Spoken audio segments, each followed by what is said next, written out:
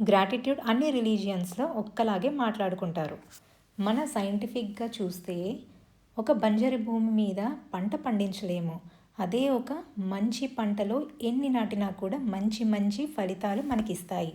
మన ఆలోచనలే నెగిటివ్గా ఉంటే, అంటే full of complaints, stress, negativity, sadness ఇలా ఉంటే అలాంటి స్టేట్లో నుండి మంచి డ్రీమ్స్, ఐడియాస్, సొల్యూషన్స్, క్రియేటివిటీ ఇవన్నీ ఎలా చేయగలము? టోటల్లీ ఇదంతా ఆపోజిట్ కదా. ఉండేదేమో నెగిటివ్ స్టేట్లో, పాజిటివ్ అవుట్కమ్ కష్టం. సో అందుకే ఒక హ్యాపీ స్టేట్లో ఉంటే మనకి ఆటోమేటిక్గా ఏదైనా ప్రాబ్లమ్స్కి సొల్యూషన్ గోచరిస్తుంది.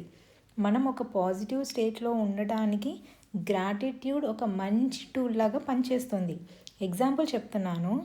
నెగిటివిటీ ఎలా థింక్ చేస్తామనే దానికి, మనం రోజంతా ఆఫీస్లో హ్యాపీగా వర్క్ చేసి ఇంటికి వచ్చేటప్పుడు దారిలో ఎవరితోనో గొడవ పడ్డామనుకోండి, ఆ 10 అవర్స్ హ్యాపీగా వర్క్ చేసిందంతా మర్చిపోయి ఇదిగో ఈ 1 మినిట్ గొడవ గురించి నైట్ మొత్తం ఆలోచిస్తూ ఉంటాము. మనం ఒక సిచ్యువేషన్స్ క్రియేట్ చేసుకోవాలి. ఎందుకంటే లైఫ్ మనది, డ్రీమ్స్ మనవి. వీటన్నిటికీ సొల్యూషనే గ్రాటిట్యూడ్, కృతజ్ఞతా భావం.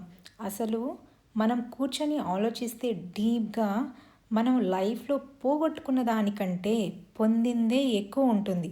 కావాలంటే ట్రై చేయండి. మనం అనుకుంటుంటాము మన లైఫ్ మొత్తం సఫరింగే కదా అని, బట్ ఆలోచిస్తే మన బ్లెస్సింగ్సే ఎక్కువ ఉంటాయి.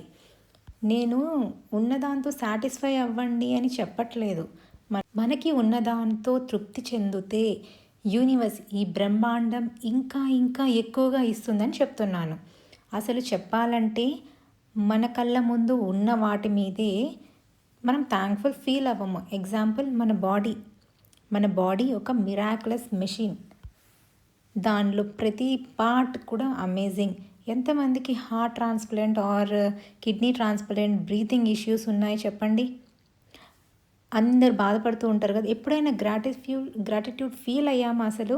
ఇప్పటి నుంచి డైలీ ఒక 10 గ్రాటిట్యూడ్ పాయింట్స్ రాయండి. ఫోకస్డ్గా రాయండి. ఒకవేళ రాయడం మీకు కష్టం అవుతుంది అనుకోండి, ఫీల్ అవ్వండి అట్లీస్ట్ ఆ గ్రాటిట్యూడ్ని. థ్యాంక్ఫుల్ టు గాడ్ అని.